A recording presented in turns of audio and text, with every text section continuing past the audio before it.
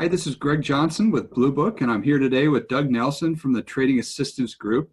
Doug, you wrote about a situation where it could be between a grower shipper, a receiver, or a transportation company, where on a truckload there are multiple temperature recorders and they show different things. So this happens fairly frequently in the produce industry, doesn't it? Sure, it does. It's great that you've got more than one recorder on there. The problem is what happens when one is favorable to your position and the other is unfavorable.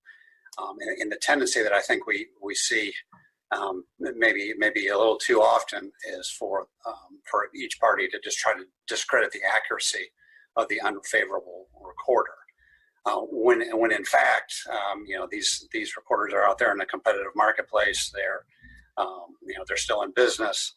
They've been doing this for years and years. They're pretty reliable. So when these types of disputes come to us, our starting point isn't to say one of them must be wrong. Right. Rather, our starting point would be to presume that the recorders are accurate, and then try to reconcile the differences.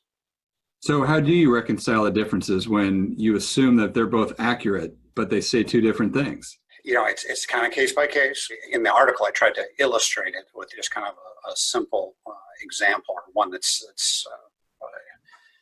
I think makes sense to people. If the air delivery chute came loose, or if there was a significant tear in it, you could see how the cold air would be blown about halfway down or some way down the trailer and get sucked back to the reefer unit, where you'd have the cold air short-circuiting within the trailer. Mm-hmm. So in that situation, you could see a portable recorder typically in the rear of the trailer, putting out some warm readings, where the return air sensor on the reefer unit might have some very cool readings.